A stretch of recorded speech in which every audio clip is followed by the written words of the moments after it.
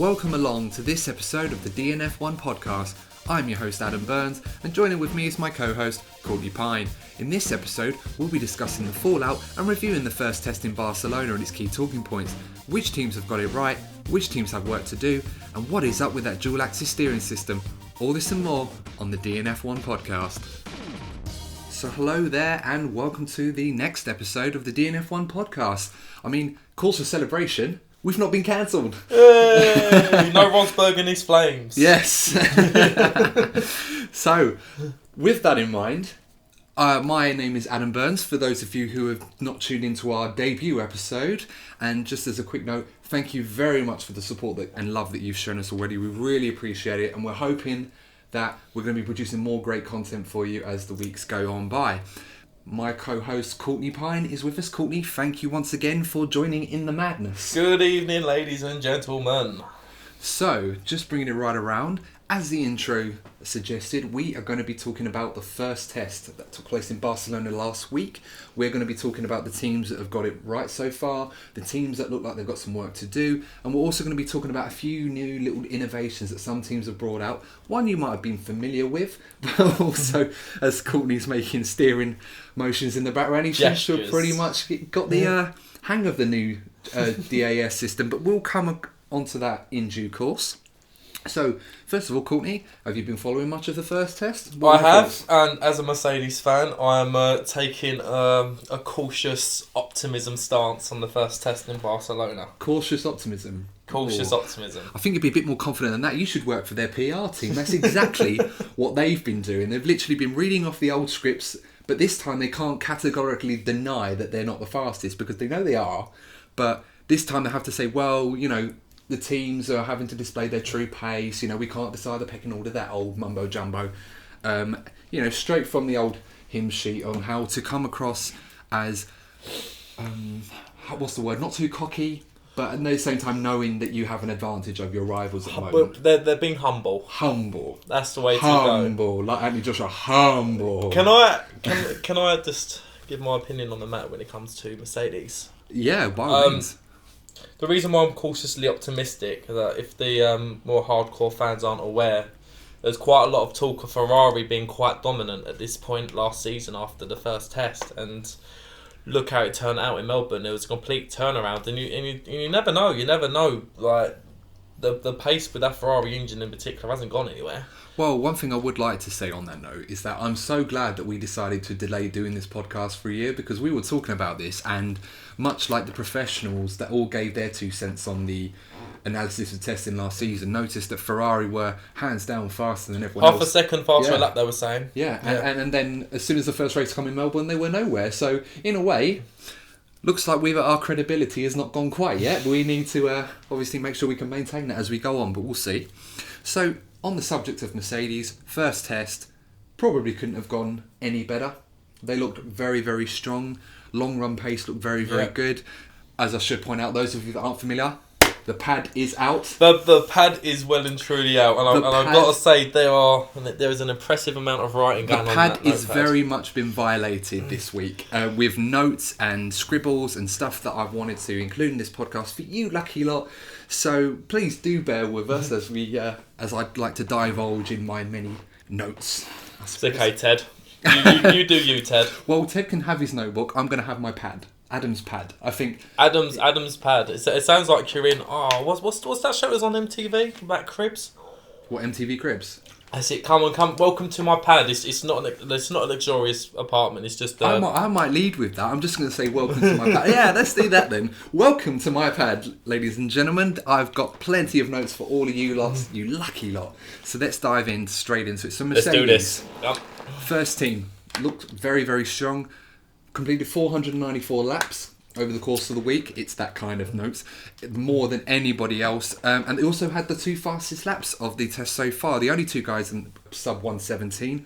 Valtteri Bottas setting the fastest time, 1:15.7.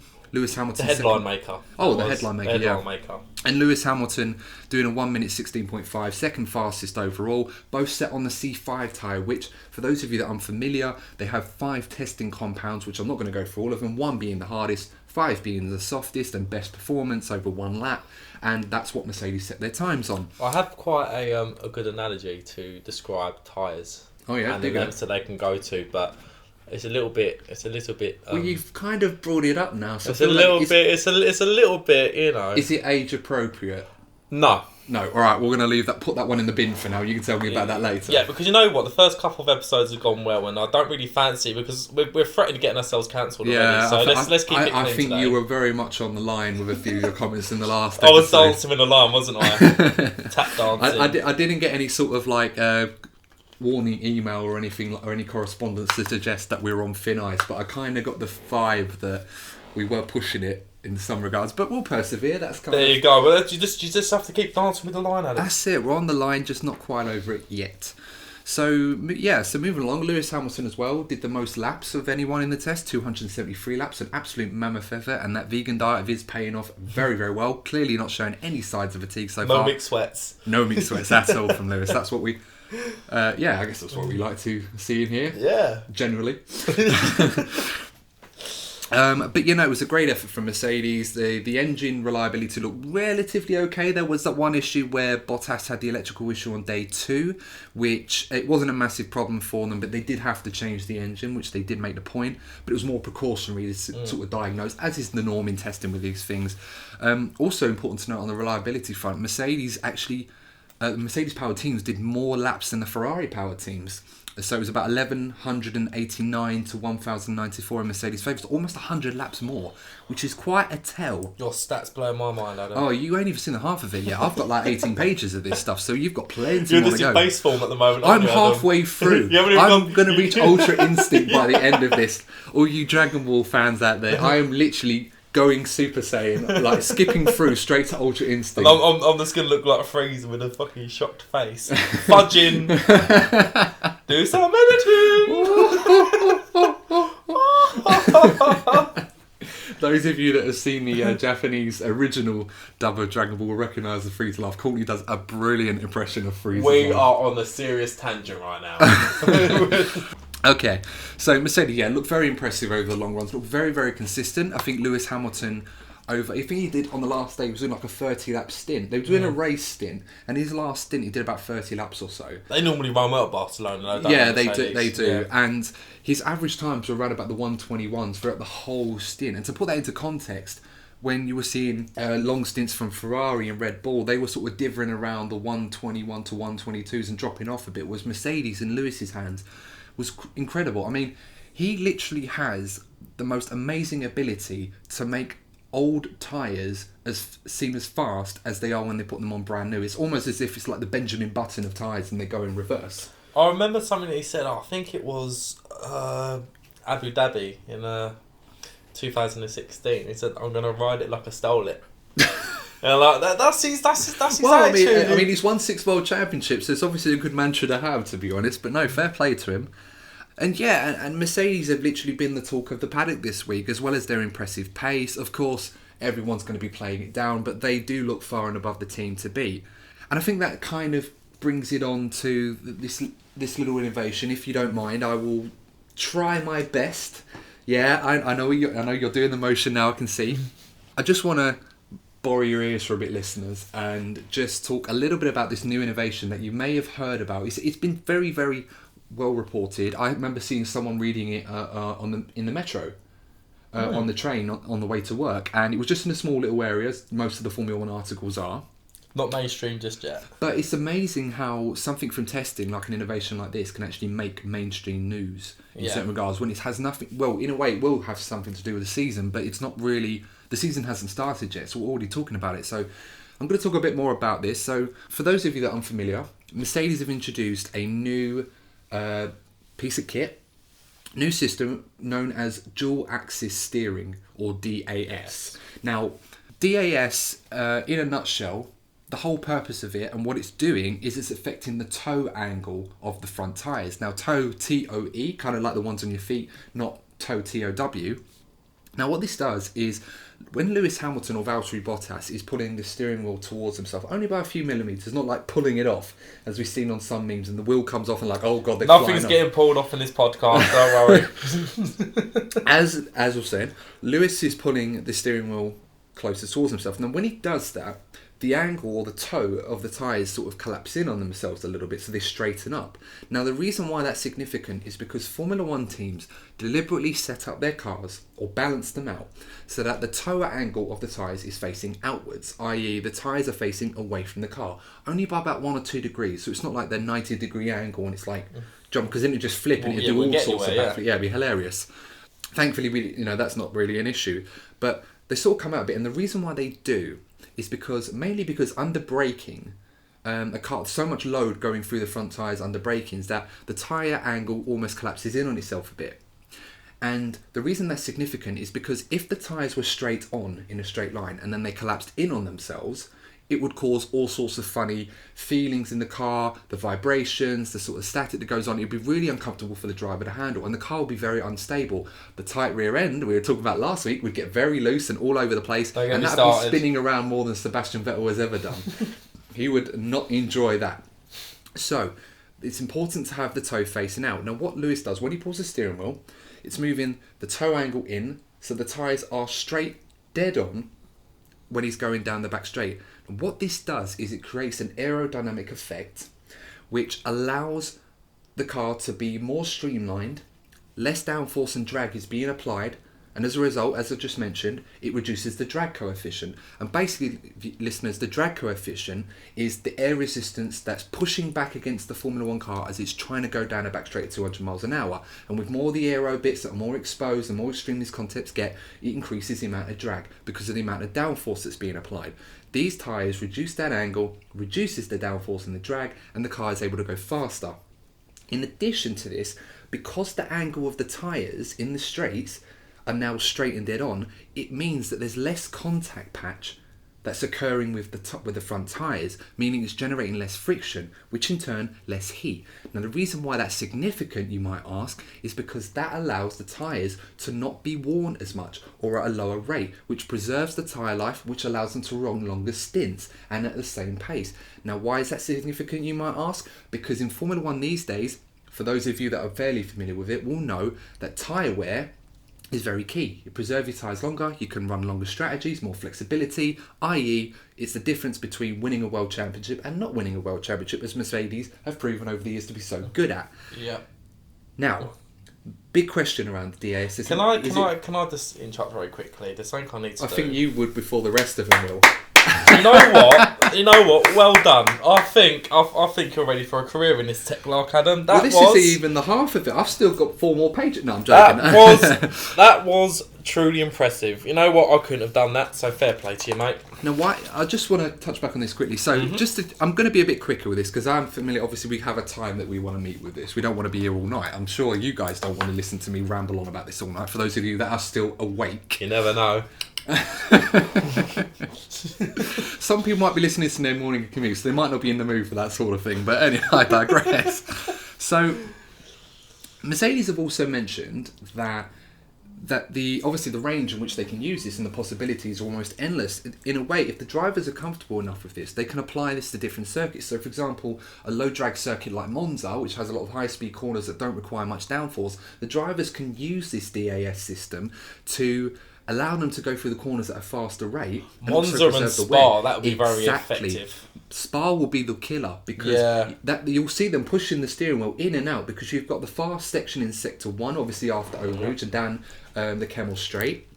You've also got the long final Sector 3, but you've also got the tight and twisty Sector 2. Now with Mercedes, obviously with their straight line speed deficit to Ferrari, this is a way of addressing that issue to some degree. It's not a massive amount of speed, but all those small margins, put them all together, those are what make the champions well, so at Spa and Monza last season, it was very apparent that Mercedes are always catching Ferrari on the corners. Exactly. And then because of those straight line speeds, despite their advantage in race pace that they had, and probably will do again this year, it's ultimately what won Charles Leclerc the race. The fact that Ferrari was so strong. And a little bit of naughty racecraft, but I I won't be salty about it. It's all a bit subjective. I thought it was on the Yeah. borderline, but we went through that before. We don't want to turn them all off here.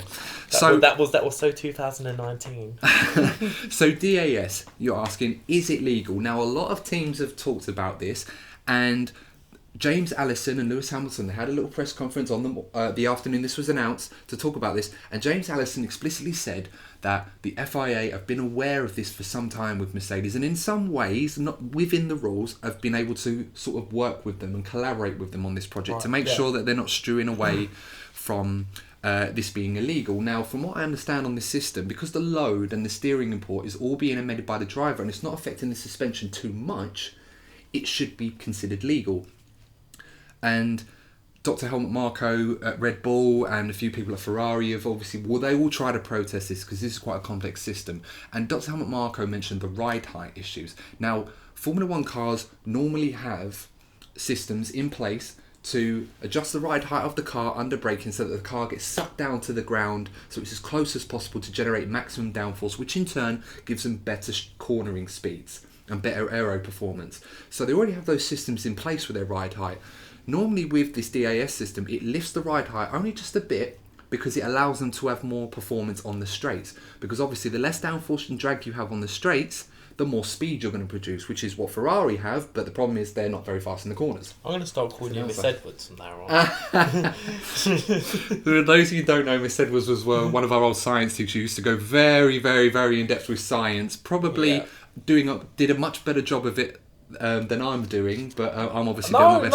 Honestly, I'm going to give it to you. We're picking a niche that obviously myself, yourself, and most of our listeners, I'd like to think, are actually enjoy. Hopefully, I haven't got one of those voices that put people to sleep. If you're having difficulties trying to sleep, put this on; it might work.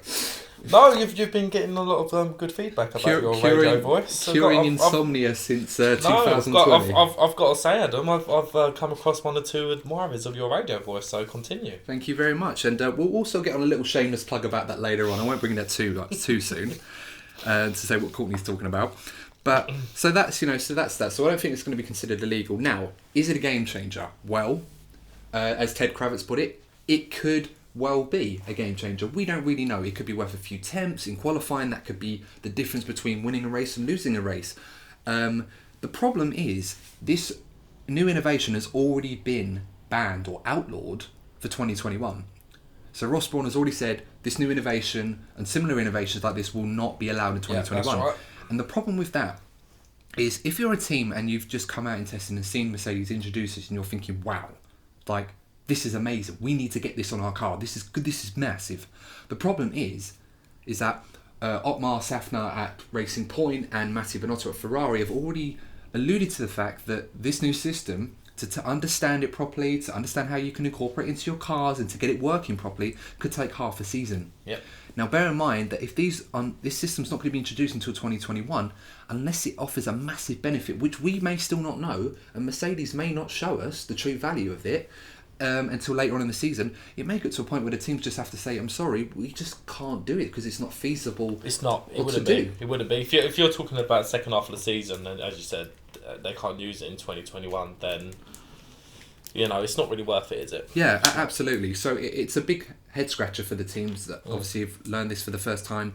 And if this does prove to be as big of innovation as some people are suggesting it could be, then I'd just like to take this opportunity to say congratulations, Lewis Hamilton, for equaling Michael Schumacher's 7 world championships already. Don't. You're being a Jonah. Don't do it. No, we should be fair. Valtteri Bottas has shown a lot of good pace at times. If you I know what you're doing. I know what you're doing, and no, I'm not. We're doing the opposite to what Mercedes do. Cautious and play it down. optimism. Okay. So, in a nutshell, DAS changing the toe angle to suit the Mercedes in the straights, and then obviously in the corners, depending on where they are on the track. Now, from Mercedes, the brilliance of Mercedes have been in this first test. I think more of the same. I think looking on to the next test for them, would you not say the same, Courtney, for them? Honestly, I'm just sticking with the cautious optimism. I mean, we spoke about it in the last episode. My concern was the performance of the engine, and we're not going to have a good idea what the raw power of the engines are until Melbourne. So, if the car doesn't have any major problems, then I will continue with the cautious optimism. Will not be until Q3 in Melbourne that I'll be, sort of been given a good indication of where they'll be this season. And you're absolutely right. And I think James Allison alluded on this as well. There was another video of him talking about this, which I really, really enjoy these videos, where James Allison walks around the Mercedes cars and he gives us a little bit of a technical analysis of what's done. And he did one for 2020 where, in a nutshell, he talked about the issues with the engine, cooling and reliability that they had. And obviously they had to compromise on performance in certain ways. But they've managed to find, or the super geniuses at Mercedes have managed to find ways to add some more horses into this engine by horsepower, I suggest, not actual horses. I mean, that would be a bit difficult and obviously not very... There'll be a few ethical issues. Yeah, I'd have Peter and WWF and all them lot knocking on my door. By the way, if you feel, please do sponsor those charities. If we're going to endorse anything, we endorse good causes. There we go, instead of making crude remarks about the royal family. Well, that was you. I don't remember. I mean, I didn't write that in my notes, but, if you're going to wing it and spitball and improvise, then go for it. But yes, James Allison was talking about that with the engine, move stuff around, and also clever innovation on the rear suspension, which I did touch on in the first episode. For those of you that haven't seen it, do check that out. That's a great technical analysis on the launches of the new cars. Yep. But with this rear suspension, what's going to be a key factor for it is they had issues with moving parts, and they've amended the rear suspension in such a way, to cut a long story short, that it does add weight to it. The upside of it is generate a huge amount of downforce. Now, in conjunction with the DAS, this extra weight on the rear suspension is going to cause them to be a bit slow on the straights, but the reward in the corners is going to be massive. And we've already seen in the slow corners, Mercedes look very, very quick. Arguably, only Red Bull are on their level, if not a little bit better. But we both know Red Bull has always been very good with that. So to see Mercedes in that ballpark and this new innovations, I'm excited to see how high they can really... It's almost as if they smash the ceiling and rebuild the house like it's a bigger house, and they keep doing it again and again and again. Almost to the point where you look at their old car and they make it sound like, this is rubbish by comparison. Like, how did they do this? It's just... They've kept the main people in that team for how many years now? Since the Brawn days, well over a decade, yeah. So that... And the Honda as well, before that's about 15 years, some of these people. And if you don't mind me jumping a little bit, we can always go back, and that has always been the problem with Ferrari. There's so much pressure on them. As I said in the last episode, they're almost a national institution. So when performances aren't going well, they make big personnel changes, and it's been happening, quite a lot. And that's why really they need to be sticking with the team, Binotto and the team that he has, because I feel that they could catch up if they stick with the people that they have. Yeah, I mean, they're saying the right things in certain regards, but there does seem to be a lot of pressure, and it does seem that there's some people in that camp don't seem to be too happy about the performance of the SF1000 at the moment. And I think that brings us nicely to a team former of Mercedes that's having such a good first test, by contrast to a team not doing so well in Ferrari. Now, Ferrari in the first test completed 354 laps, which doesn't sound too bad, but overall that was the 8th most of anyone.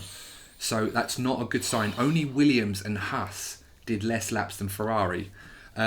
Sebastian Vettel was 14th fastest in the first test with a 1:18.1 on the C4 tyres, so that's the second softest compound.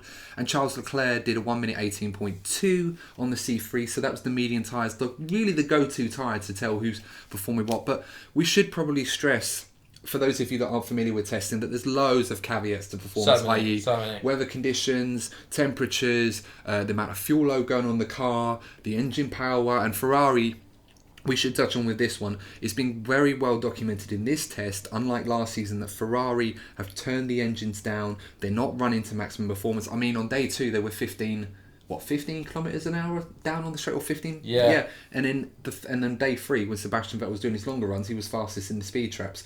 But that's why I'm not buying it. I'm not buying it. They're definitely sandbagging. But that was most likely down to him running a lower drag concept and lower downforce concept on the day, to sort of, because he had the same times, even though he was running 2 different versions of setups. And funny you should mention setup. Charles Leclerc mentioned himself that with the setups, the Ferrari SF1000 has a much more wider window for setups, and that's good because himself and Vettel have very contrasting driving They styles. do. And I think Ferrari, one of their problems last year, and one problem Leclerc had until the second half of the season, he just wasn't really able to get on top of a car in terms of balance. He found it was very different to how he felt in the Alfa Romeo, and it did take him some time before he got on top of it, and then hence that culminated in his wins in Spa, in Monza, obviously Sebastian Vettel winning in Singapore, and the Ferrari looked much better as a package towards the end of the season. In this first test, they have struggled. Leclerc replaced Vettel on Wednesday because he wasn't feeling well, took over for 1.5 days until Vettel took over. There was the engine issue for Vettel on the third day. They said the engine had to be changed and it was being analysed at Maranello for answers to what was causing it. And I did a bit of digging earlier on Twitter to see some sources, and according to motorsport.com's Italian website, they claimed that the fault was actually traced to a non-structural problem with the lubrication system. So it's not a cause for concern and they'll work to correct it already. So that is some good news for Ferrari, that it's not a major reliability issue, because they did have some heating and cooling issues in that engine last season, which ultimately cost them some results, most notably Charles Leclerc's potential win in Bahrain last season. So moving on that, and also that pace issue for Ferrari with the lower engine running, that was also confirmed by a Mercedes press release where they were monitoring that. So they were able themselves to confirm that Ferrari were not really running at the pace that they should be. So, but there's something we must stress. So there is some good news for Ferrari, because it doesn't look all doom and gloom for them. Now, two things on this. Italian-based media have been reporting this week that Ferrari will test a new front wing and a new rear wing and an engine cover as part of their overall Australian Grand Prix package. Right. In the second test. Now, we haven't got official confirmation of this. This is just rumours come from Italian media, although with Ferrari news, these guys tend to be on the ball more than anyone else with this one. A new rear suspension is possible as well. This is from their press release, but it's more to address the fault that caused Kevin Magnussen's accident in the Haas on day 3, where he had a puncture, and it was a wheel plastic failure that related to the rear suspension. So it's more to address that concern so it doesn't happen on the Ferraris, because as you know, some of you hardcore fans, that some of the top teams have B-spec teams and C-spec team partner teams, like Ferrari have with Haas and Alfa Romeo, and there's a lot of links with listed and non-listed parts. Yeah, well, if you have a look at the Racing Point this season. Well, yeah, it's quite similar, but then they can use Ferrari 2020 parts. It's similar to Racing Point for Mercedes and the AlphaTauri with Red Bull, which we will get on them in due course. So, moving on with Ferrari. So, one thing I did want to mention, actually, not to go on too much, but one caveat for Ferrari, not just so much that they're sandbagging, their long run pace. Now, I was looking online earlier as well, and I saw an interesting article by Mark Hughes, who works with The Race, brand new podcast from them, basically formerly Autosport, or the why the change? Why the change your name? Well, I haven't changed the name of the brand. It's Autosport still exists, but some of their leading presenters have moved over. Oh, I see, okay. So kind of what we'll be doing when we get sick of this and someone offers us more money. You heard it here first. Or we get cancelled, or we have to be rebranded to save face, whichever one comes first. You'll take a 7-figure pay. We'll have to introduce a poll on the Instagram page, which we will talk about. We have a social media page, everybody. We've done it. Are you proud of me? Are you proud of me? Well, proud is strong. I think more like... Do you think I've come a long way? I think you've come away. I think you've been away and you've come back around. I've had stuff to sort out. Right. We're not going to talk about that stuff. We're going to talk about the social media page in the second part. Go on. I feel like that was pre-arranged. No. I might edit that out. You can ask her. I really didn't. Anyway. Yeah. So with Ferrari, Mark Hughes mentioned it's a really good article. I definitely recommend you to look at it on therace.com. I know they haven't asked us to endorse it, but by all means go look at theirs. So Ferrari may have better long run pace than we first thought. Now we know Ferrari have struggled, and it looked like a car that was eating up its tyres on the shorter 5-lap runs. But Sebastian Vettel on Friday morning did a 16-lap stint to simulate the race stints that Hamilton and Verstappen did. So it was like the opening stint of their races. Now, when they compared all the times and where they all finished up, Sebastian Vettel was actually 1 second off of Lewis Hamilton and a further 9 seconds ahead of Max Verstappen. Now, we should obviously take a step back to mention some potential caveats to this. For example, Friday mornings running, the track seemed to be in better shape for running, so obviously there was going to be better times. We also don't know what fuel he was running. Yeah. Although normally on these sorts of runs, they usually go for about 25 kilos of fuel in this opening stint. And it wouldn't really make sense for Vettel, who was usually averaging around the 118s on shorter runs of that fuel load, compared to the 1 minute 21, 1 minute 22s he was doing with fuel. So we can say it's a little bit more representative of race fuel when he was running around 100 or so kilos of fuel, which is usually around about the permitted limit that the cars can fill up to for the race. So there is encouraging signs for Ferrari, despite those caveats, compared to the Red Bulls and the Mercedes, that they are in and around that ballpark. Not necessarily faster. They look like they've still got some way to go between the three of them, but it's not as bad as, say, them currently sitting in the timesheets 2.4 seconds Not off the buying pace, it. fighting with the likes of Haas and Williams. To be honest, though, mate, that's why I've been a bit quiet on the matter, because Yeah. you're giving great information, but I'm not buying it, because for me this seems like a reverse of last season, and that's why when I say about cautious optimism about Mercedes, that's exactly what I'm talking about. I really do believe it could be a reverse of last season.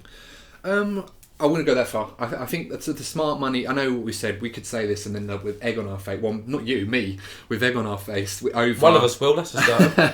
Well, we're kind of going at a different approach. I'm not suggesting. I mean, I'm looking at what I've got there in the notes and what I've seen, and I would say that Ferrari at the moment definitely look third best and with catching up to do. Red Bull have made a big step forward, which we'll get onto a little bit. Mercedes have somehow made even more strides and almost reinvented the wheel again, literally, pun intended. So yeah, it'll be interesting to see in the second test what Ferrari do, but there's a lot more to come from them. And if anyone, one of the teams that needs a real improvement in this second test, they're definitely one of them as well. So we're going to touch on quickly on Red Bull as well. Now don't worry, I haven't done as much research. Why not? Aren't they important enough to you, Adam? Well, they're not my favourite team. And they're not mine either, so it makes sense. I don't have a team that I dislike. But to be fair, Red Bull were keeping their cards to their chest, and a lot of what we expected of them did come to fruition. They did 471 laps. It was the second most of anyone. Only Mercedes did more. Max Verstappen did a massive 254 laps. Only Lewis Hamilton did more laps. So who knows? Maybe Max is taking a bit more of a vegan diet. Less meat sweats. No? Never know. Yeah, we've all got to promote that. It's all good. Saving the planet and all that. The times, Max Verstappen was ninth fastest, 1 minute 17.5 on the C3 tyres. Alexander Albon, his first real proper test in the Red Bull since he joined them halfway through last season. 13th fastest, 1 minute 17.9 on the C2, which was the second hardest. So, in a way, the performance, they're not too far apart. Alex Albon is in some regard living with Max, but Max does look more suited to this car, the RB16, than Alex does. The Red Bull, for lack of a better phrasing, easily looks the closest challenger to Mercedes, especially with Max Verstappen at the wheel. Yeah. I'll stick to what I said before in the last episode. I do feel that there's a good chance that Max Verstappen could win this World Championship. The Red Bull looks very, very quick in the slow corners. The final sector, it was very, very impressive. It looked fastest overall, and it looked like it had a lot more speed left in there to give. From what I'd seen on some of the highlights of testing, the cornering speeds it was taking compared to some of the others like Mercedes and Ferrari and a few others, it was some on another level. So as long as obviously there are no issues with the Honda power, and Honda look like they've made some improvements to the engine as well, Mercedes could have a real fight on their hands with Red Bull, especially with Max Verstappen. We may get that long-awaited fight between Lewis, the old guard, the king of the grid, against the reigning champion, against the young pretender in Max Verstappen. This could be the time where the Lion meets Team LH. See which one comes out on top. It's been a long time coming, hasn't it? I mean, there's been kind of snippets, haven't there, throughout the last season or so. But it comes down to the Honda engine, doesn't it? If they've sorted out the Honda engine, and they were showing signs of that last season, then there's no reason why we can't be seeing this happen. Yeah, you're absolutely right. I mean, and it's going to be interesting for Lewis Hamilton if he's driving along with Max Verstappen following close behind him. He's going to have that beaver's mouth all in his rear wing mirrors. Funny point actually, and I did look at this the other day because I was thinking about this when I was uploading the last episode, and I think someone on Twitter actually mentioned that for those of you that watch SpongeBob SquarePants, the actual Red Bull looks like Patrick's face when it sees SpongeBob and he's smiling, Patrick Starfish. That's very specific. It is very specific, but as soon as you hear that and you look at a photo of it, I kid you not, you do not unsee it. So I'm almost convinced now. Okay, can you do me a favour and pull that up on the YouTube video? What Patrick? Yeah, no. Can you please? No, because I'm intrigued to see it myself. I think as we're going to get on to later on in this episode, I think some of you that will be watching this on YouTube as well. And just as a little shameless plug, our podcast is available on Spotify, Apple Podcasts, Stitcher, TuneIn Alexa, YouTube as well, and it will also be on Google Podcasts soon. There's no escaping us. So no escaping us. We are everywhere now. We're there. We're bleeping everywhere. DNF1. There you go. Oh, you were so. Do you want another take of that? Nah, we'll leave that one in. We'll leave that. It's alright. It's a solid 6. So, I mean, both drivers at Red Bull, they look pretty happy with the car so far. They're suggesting the car's made a step in a good direction. Speaking of direction, Alex Albon, achieved the amazing feat, I should say, of keeping the car on the road, which is a lesson I can say for his former predecessor, Pierre Gasly, who struggled in the Red Bull, and he had a little bit of an accident in there last season. But Alex Albon did very well, looked very comfortable, and he managed to keep it on the road. So, big win for him. And I'll be looking forward to seeing more of Red Bull as the season goes on. It's important to mention how they outdevelop their rivals in the season, and obviously with that in mind, if their car's already strong, because they struggled with the front end last season, but they seem to have got that right, they could be a real threat as the season goes on. Hopefully in Max's case, if he does challenge for the championship, that he doesn't have to do it on the back of Mercedes winning the first 8 or 9 races in a row and putting the championship out of reach, because nobody wants to see that. Maybe Mercedes fans might, but...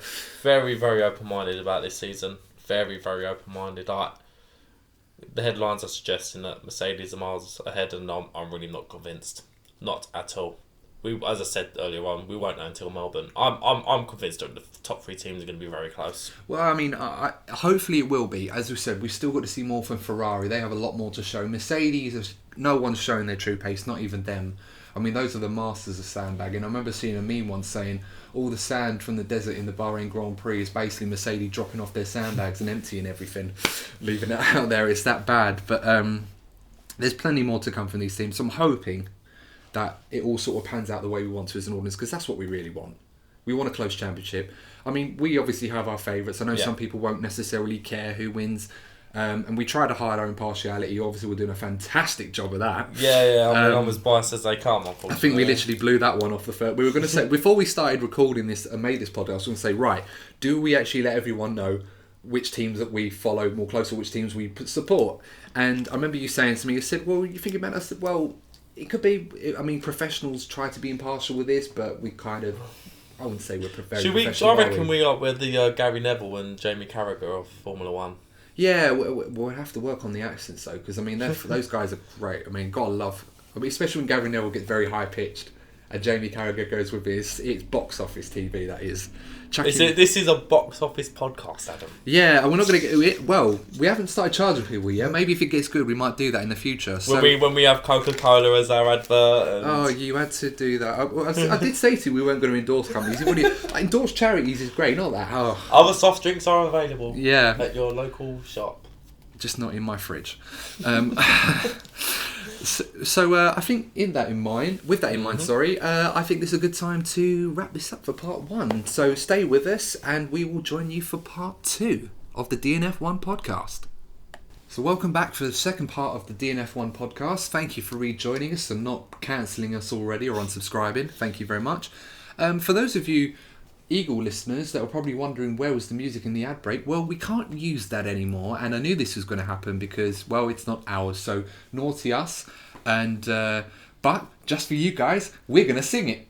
You fucking... Oh my God. Na na na na na na na na. You going to join in? No, I'm not joining into that. Well, I'm dead. This is meant to be age explicit. Oh, great. You left me hanging. Yeah, you left me hanging. I thought you were gonna. I thought you were gonna sing something else like Super Max, not sing the whole. Well, they're not swearing. They're not swearing, and neither was you. Yeah, it just sounds that's like how they're it swearing. sounds. And you were singing the lyrics exactly in Dutch. It wasn't swearing at all, and we do not condone any language that you may have thought that you heard, but actually wasn't the case. Yeah, facts. Exactly. So shame on you, listeners. That's your dirty mind, not ours. So back to the podcast. Because we have that to finish tonight. So moving on to the next team, we've got McLaren. So McLaren did 423 laps, fourth most. Carlos Sainz, good shout out to him, did 237 laps, third most of anyone in the field. So well done, Carlos. all those laps around your own go-kart and track has obviously put you in good stead and got you ready for the season ahead. So Carlos Sainz himself was 12th fastest, 1:17.8 was his fastest time, set that on the C2, which is the second hardest compound, which is very impressive. And Lando Norris was only 20th fastest with a 1:18.4, and he set that on the C3s, but he didn't really have much positive running. He did have a few issues, so obviously the second test, and it also depends on their programs as well when they set these times. Big season for Norris though, isn't it? It's a big season. There's a lot of talent in that team at McLaren. Yeah. It's a big season for them, but they're still optimistic. The car seems to be performing well.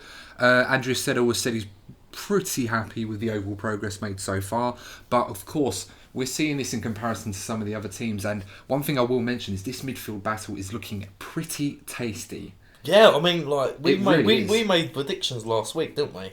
Well, and I've got to be honest, I think that's already been thrown out the water, really. Well, it hasn't, because I still think the top three teams in that midfield battle are where that we said in McLaren, Renault, Racing Point. Not in that order necessarily, but we do believe that is still going to be the three teams. Racing Point surprised me for all the right reasons. Yeah, and they will do, and we'll touch on them in just a moment as well. But it does seem that rather than having, we did mention three tiers. I still think in a way there will be. Yeah, I agree. I agree with that. The midfield battle is going to consist of. There aren't going to be any stragglers this season, thankfully. But there will be some over the course of the season that will outdevelop the others. And McLaren is definitely in that ballpark of those teams that's going to be leading the chase to the front three. Just looking through my notes, and McLaren, they didn't really show much in overall terms of pace in 2019. And they haven't really shown their true pace in this test either. So I'm expecting plenty more to come from them.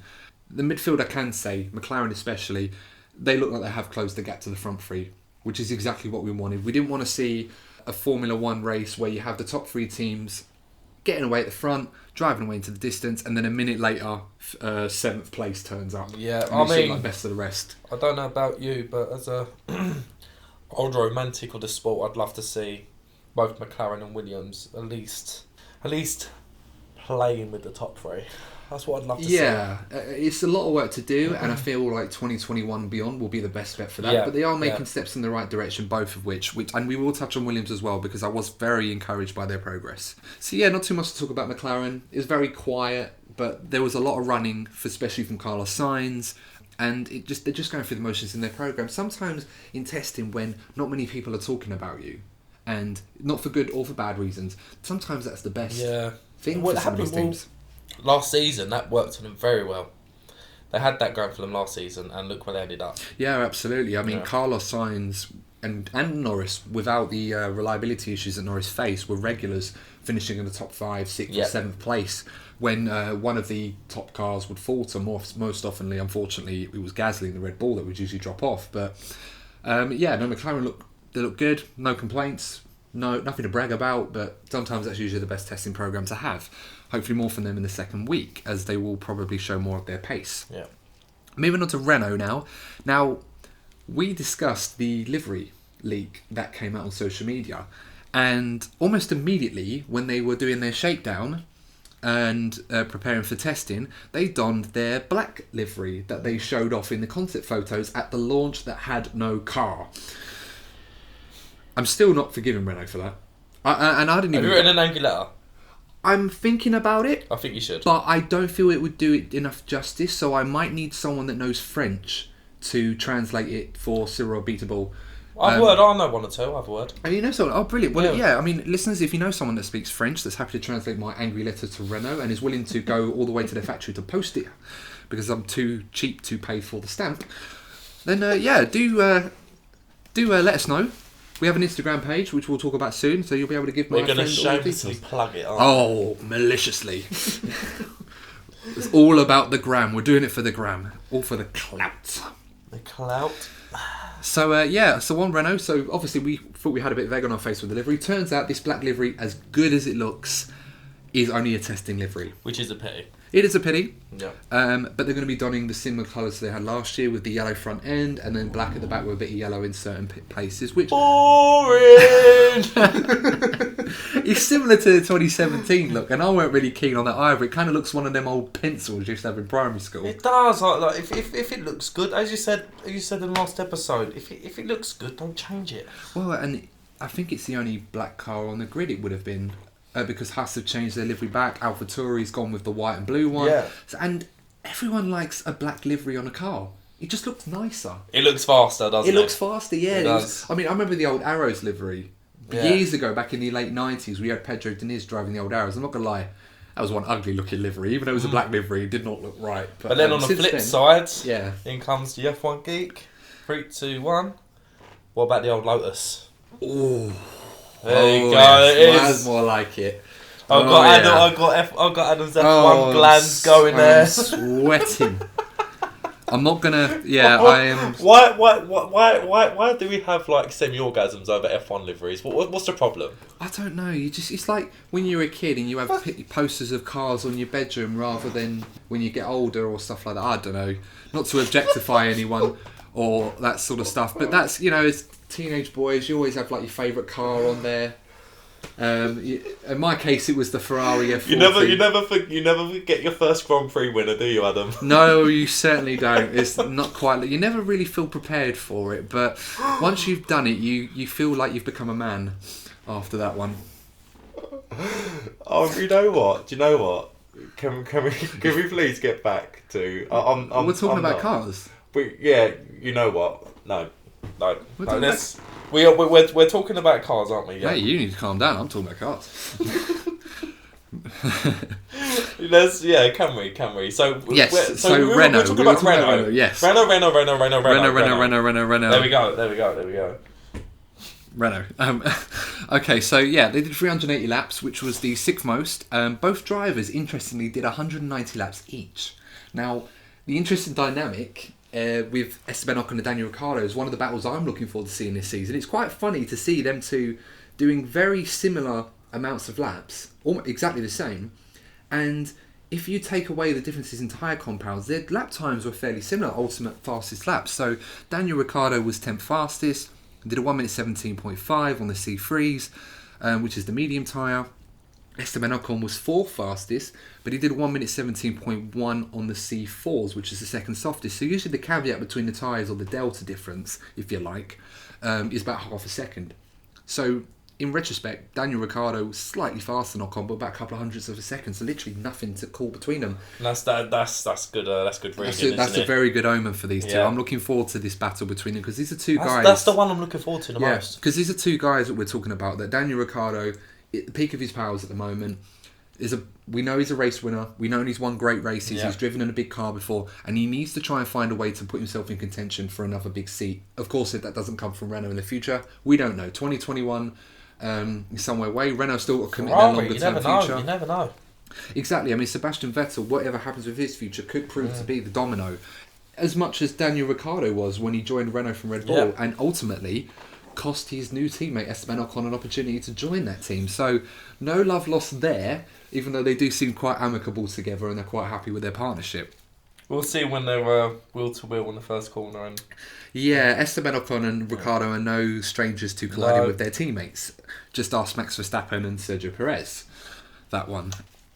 But yeah, moving on with that. So Esteban Ocon looked pretty quick. It was his first test back after a year out, although he had been doing some running in the old Mercedes W10. He looks relatively on par, on pace with his teammate, as we've mentioned before. It doesn't look like he's been out of the car at all. Looked pretty quick. He would have been the fastest, other than the two Mercedes, if it weren't for Kimi Räikkönen setting a slightly faster time on a softer compound on the first day of the testing. Esteban Ocon also mentioned he was singing the praises of the new 2020 Renault. He was saying that it's a big step forward on their 2019 car, which was very heavily flawed. And it's the grippiest car he's ever felt and driven, which is quite a statement. Relatively speaking, that's probably compared to other 2019 cars he's felt. So Renault obviously made a step forward in that regard. And given he's driven Mercedes cars in the past, some very recent ones, that does suggest a good That's why, obviously, listeners wouldn't have seen I pulled quite a face about that statement. Absolutely. And, I mean, there's always been the talk with these newer cars since 2017 about lap records sort of falling. Last season, a bit of a geeky stat, 14 out of the 21 races last season, 14 of them have had lap records that were broken. So with these cars improving at the rate that some of them have, it's very, very likely that we will see potentially all of the lap records fall. I think there's a few in particular from some of the older years. I know Monza in 2004, Michael Schumacher's lap record still stands in that race from the F2004 Ferrari, and a few others in particular. But there's a very good chance.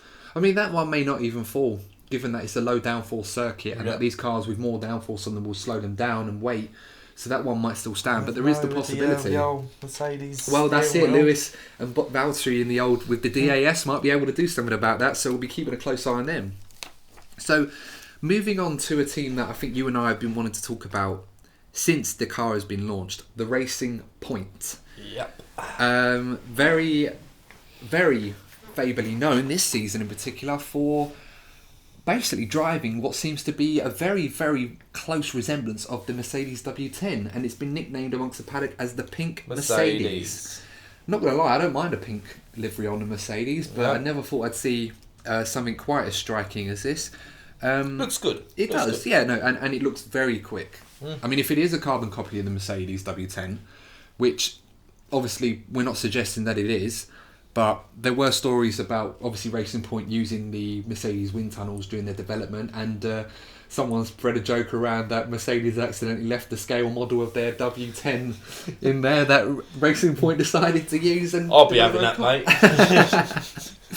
Put it in their pocket because it's probably small enough to fit in there, and then see no evil. See you later. Just pop down the road to Racing Point. Look what I picked up, lads. That's it. Let's break this apart. That's what you call a hero. Oh, absolutely. But I mean, they said this for some while, and Otmar Zafna, and trying to think of his name now. I've lost. Looking through my notes here, trying to find. Here we go. Excuse me, listeners, and faux pas on this one. But Andrew Green, technical chief officer. I could have told you that, Adam. I knew that. Oh, did you? Did see you jump in though. You know, feel free to jump in at any time. Of course I didn't know. Yeah.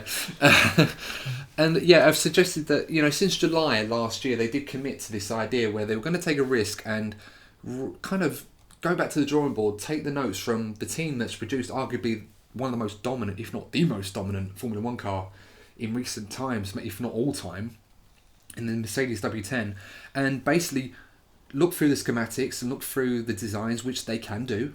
There are technical partnerships where they can do, it's all legal, and then use that not necessarily to copy the car, but develop their own design. I mean, we talked about Haas in the past with their issues in 2018 when they basically ran what looked like a carbon copy of the Ferrari 2017 car, and it was very, very quick from the get-go. It was 4th fastest in Melbourne, and in that race they obviously had the problems with the pit stops where the tyres kept falling off, which cost them potentially a podium.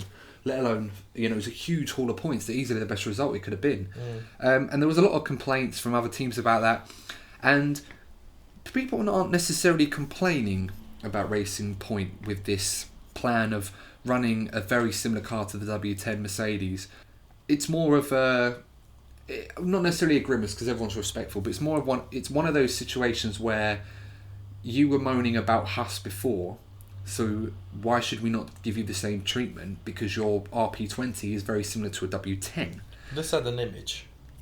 Or you know you got the two Spider-Men pointing at each other. Yes. One of them's pink. Yes. Or Spider-Gwen. Or we could just Spider-Gwen. we could just have one of them with that's going to be on the me thing. We have one with W10. You know what? If I was any good at editing, I'd be right on that. Oh well, we'll have to work on that. I'll go on a course or something. Definitely, yeah. But yeah, it looked very impressive. Long run pace looked pretty good. I think of the midfield runners, this is the car I think that's going to give the most trouble to the top three, and more likely to battle a straggler from the top three at the moment, looking like Ferrari for the moment, rather than looking over their shoulders at the team behind them. But it's early days yet. As I said, they did 371 laps, which seems a lot, but it compared to the rest, it was only 7th in the list overall. Sergio Perez was 6th fastest with a 117.3 on the C3 medium tyres. Lance Stroll 5th fastest, the 117.338. So just about less than 100th faster, but on the C4. So really add a half a second onto that because he was on slightly softer tyres. I mean, they've been very open about these similarities to the Mercedes W10. And we've talked about this already. In the wake of the 2021 regulations and the Aston Martin takeover coming into effect from 2021, it makes sense to to take advantage of this. And I feel like when you've got listed and unlisted parts and come from teams and you can take certain amounts, they're not necessarily just copying this concept. They're taking the ideas that Mercedes have introduced with their car, taking advantage of their technical partnership with them. And I think, as I said, Andrew Green mentioned this already. They take the design, they take certain listed parts, apply that to the car, but there are certain stuff like the chassis in particular that's going to be in-house produced, and obviously certain areas, it's, you know, including the monocoque and other things, you know, you have to develop that yourself on the aero side. But they're going to take ideas from this W10, apply it to their car, and they're going to try and run with it in their own way. They're not going to go the same path that Mercedes have gone with the W11.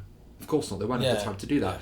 But they would have already had plans based on this to draw up different ideas to try and make that car as good as it can for them. And when you've got a team like Racing Point that have had to deal with a lot of difficulties with logistics and getting parts to their new cars in the last couple of years when they've had to struggle to survive financially, and it's hindered their development, I don't blame her for going this approach. And I'm really glad, from early signs, it looks like it might be paying off for them. Because other teams have done it. I mean, Haas have done it with Ferrari. Yeah. Toro Rosso and now AlphaTauri, they've done it with Red Bull, and the AlphaTauri looks very similar to the RB15 in some regards as well. So it's almost like pot kettle. Or well, you can't blame these smaller teams really, though, can you? No, absolutely. If you've got the tools available to you, then there's no harm in using them. Yeah, no, absolutely, yeah, absolutely right. And as I said, following those years of turbulence, I think it's a good idea for Racing Point to go down this route. The RP20 has been heralded by Andrew Green again as a Haas Mach 2 model approach. As I said, it's not taking too many listed parts from Mercedes, and then will develop their own pieces in-house and improve that car their own way. So it's a good base. See where they run with it. I think there's a lot of good people at Racing Point, and they've been very well known as a team that's been able to out-develop much larger budget teams. That's the team, particularly at the start of the season. Absolutely, yeah. And that's the team, in my opinion, from what I've seen so far in testing. I mean, we've still got to see more from some of the others, but they're the ones that look more likely to challenge the top three, if anyone, from the midfield at this point in time. But it's still a long way to go. Loads of caveats we can introduce, and we do not know the real pecking order. So that's what we've seen so far. So moving on to Haas, total number of laps 316. They were the 10th overall, so they did the fewest laps. However, Romain Grosjean did 158 laps on Thursday alone, so a massive effort to Romain. And of those, he did 206 overall. And K-Mag did 110, which was the 20th. Unfortunately, the only driver that did fewer laps was him, was Robert Kubica, who was doing testing for Alfa Romeo. So not a good sign for him, but he was massively hindered by that accident on Friday. Romain Grosjean, 17th. Fastest 1 minute 18.3 on the C3 tyres, the medium compound. 21st fastest for Kevin Magnussen, so he was slowest overall, but he was only less than a tenth slower than his teammate, 118.46 on the C3s. If there's a team that I can think of that really needs a good second test, more than anyone else, it's definitely Haas. Would you agree? Yeah, absolutely, mate. I mean, Gunther Steiner has come out and said, despite the accident on Friday with Kevin Magnussen, which wasn't necessarily his fault. There was an issue with the puncture and obviously the rear suspension, which Ferrari have obviously are testing an upgrade to help with that, which they'll obviously forward on to Haas if it's successful to combat this shit. So they've known about it for a while, so thankfully they're able to sort that. But he mentioned despite that they had 2 very good days of running. And I think if you look at the overall timings, I can understand what he's kind of getting at, because the 2019 Haas was not overly impressive.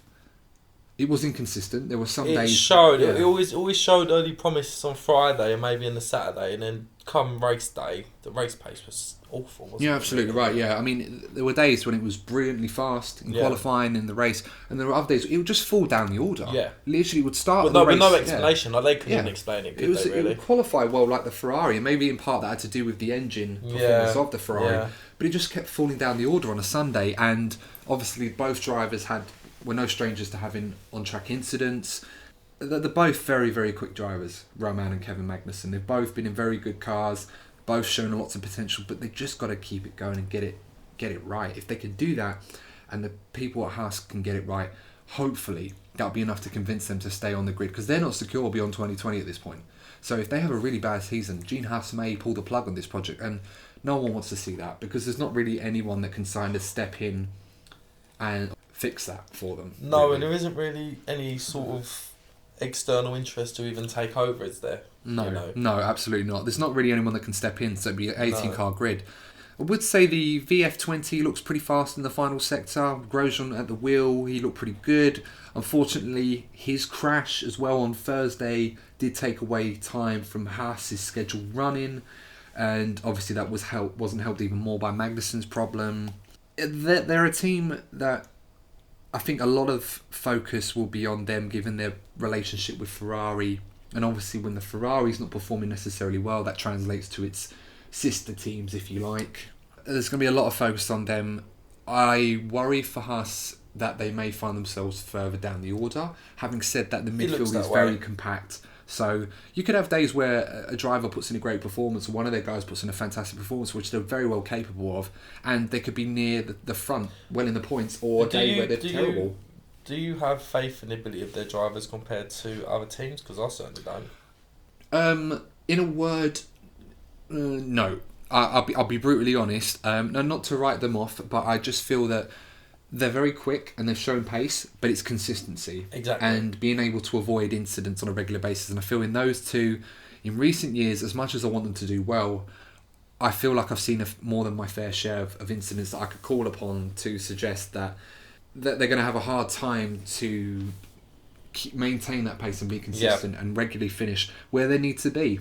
But hopefully they can find some answers to that in the second test, and obviously try and build on their program, because there's a lot to cover and they will have a lot they need to cover.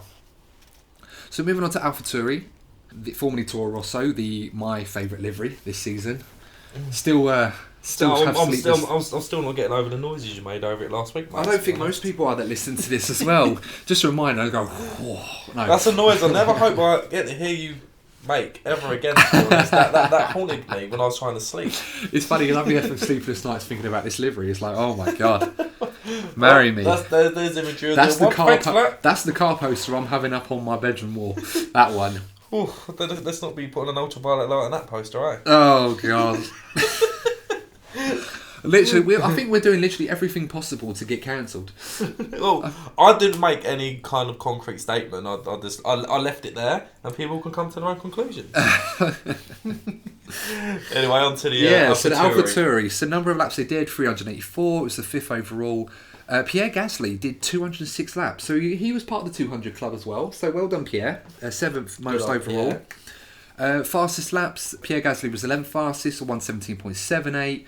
On the C2 tyres, second hardest. Daniel Kvyat, 7th fastest, 1 minute 17.4, but it was on the C4, the second softest. So really, I mean, obviously we have caveats for fuel loads, but it would suggest that Pierre Gasly seemed to be outperforming his teammate in the first test. As we mentioned before, the AlphaTauri has got a lot of similarities to the Red Bull, the RB15 from Red Bull in 2019, including the tight rear end and suspension components. Most notably, the multi-link style top wishbone that the Red Bull team introduced last season was very famous, and AlphaTauri definitely have that. They've developed their own version of that with the assistance from Red Bull, probably, and it looked good. I mean, both drivers, they looked really comfortable with the AT01. No really serious complaints, although one quite humorous moment was, and Gasly will probably feel a bit red-faced over this, is that he did have a spin at turn 9, very similar to an accident he had last season in the test with Red Bull. Thankfully kept it out of the barriers. Suppressed memories. Probably getting those specific type of flashbacks that we won't mention when you see that kind of moment. As those of you who've seen memes like that and flashback memes and stuff like that, you'll probably know what we're talking about. But it looks like a solid midfield contender. I think it looks a pretty decent car. I don't think they'll have too many complaints on that one. Franz Tost. Yeah, you imagine it would be a solid midfield car, won't it? Yeah, I mean, Franz Tost is quite happy with it. The drivers seem not to have too many complaints. It's a good base to build on, so they're definitely in the fight.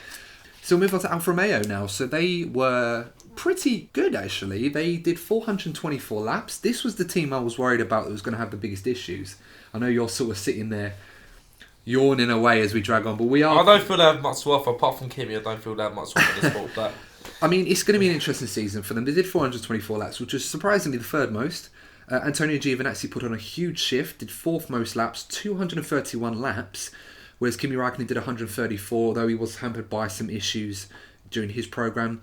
And Robert Kubica did 59 laps. So the new test and reserve driver, Robert Kubica, staying in Formula 1, although he's doing racing in DTM. Did 59 laps as the fewest of anyone, although he was only doing the first morning, whereas Kimi Räikkönen took over. Kimi Räikkönen set the third fastest time on the softest compound, the C5s, or 1 minute 17.0.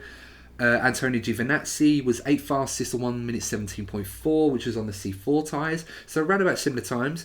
And Robert Kubica did a 1 minute 18.3, which was 19th fastest on the medium tyres on Wednesday. So very little running, and the temperatures were not that great compared to Thursday, Friday running. So that's not a bad time for Robert Kubica on that compounded tyre as well. So he was fairly quick. The C39 seems to be a decent improvement on last year's C38. Last year's car, Kimi Räikkönen, whilst getting used to the brake-by-wire system, which he struggled with a bit of Ferrari, he kept complaining of difficulties in getting used to these brakes from last season. They were quite inconsistent. Having said that, the C39 seems like they've made improvements on that. Kimi's talked it up. He hasn't really complained about it too much, so that's good. Antonio Giovinazzi looked pretty strong too. Now, he's a guy that's going to need a good season, because towards the end of last season, he did up his performance, scored some good points. However, the results did tend to flatter Alfa Romeo's performance as they were falling down the order, but that ultimately kept him in Formula 1. Yeah. Because I'm not going to lie, after that crash in Belgium on the last lap when he threw away some points, I thought the writing was on the wall. I thought he was done. But he's still around. That's good. Only he needs to be careful, because Mick Schumacher will probably be. Well, I do feel Mick Schumacher's going to be in an Alfa Romeo next season, but it could well be for Kimi. Because this is the last year of his contract. So as sad as it will have to be, not even the Iceman is immortal in the Formula 1 world. So let's hope he goes in the punditry. Wouldn't that be good to see? That would be so. Kimi, we need to get him on a podcast. Can you imagine if they just said to Kimi, so could you you give us a good insight to how you reckon the race is going to play out today? Wah! Just some good, some bad. No, I'm not doing him justice here, but it's like, Kimi, if you ever do listen to this, and if you do, what are you thinking? There must be better stuff on, surely. Do come down. We'd love to have you on this podcast, and I'd probably take over and let you present it, mate. To be honest, you'd do a better job than me. See, look, you're putting yourself down. Why are you putting yourself down? We're all about positive vibes here. Exactly. It's like positive negativity. Thinking, positive no results. negativity. That's it. That's the motivator. Yeah.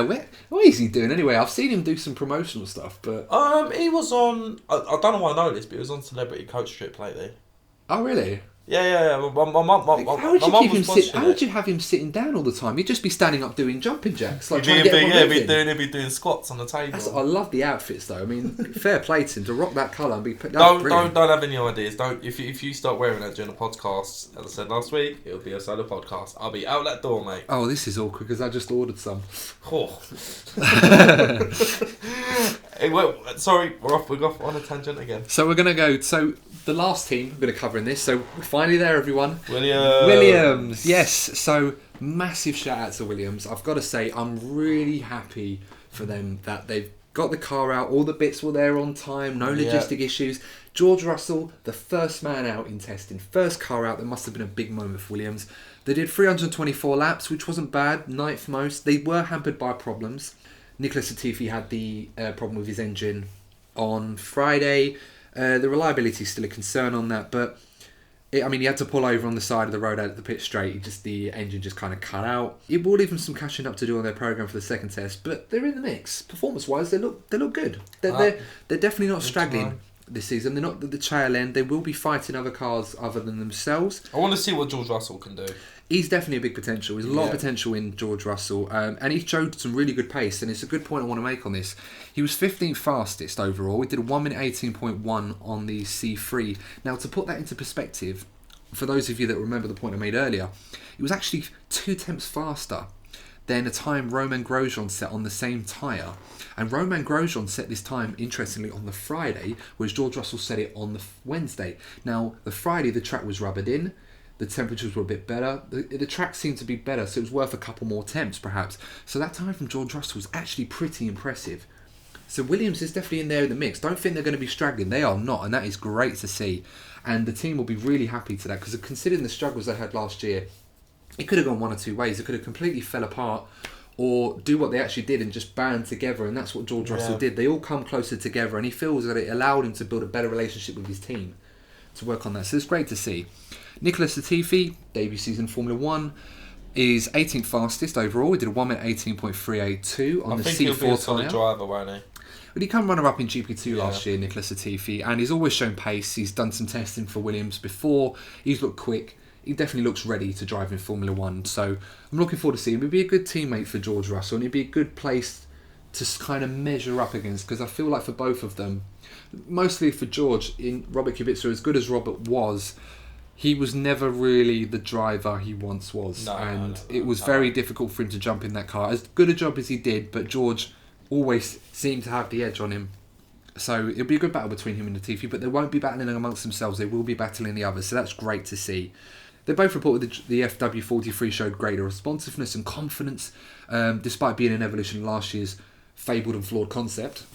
So the FW42 seems to have been banished into the memory bank. So overall, it looks pretty good for them. I'm really looking forward to seeing what they do in the second test and in the season ahead. And I think Williams are now finally, after their fall from grace from 2014, being at the front, in being on pole position at quite a few races and almost winning and coming second in the Constructors in 2014, all the way down 6-7 years later, trying to recover from the back.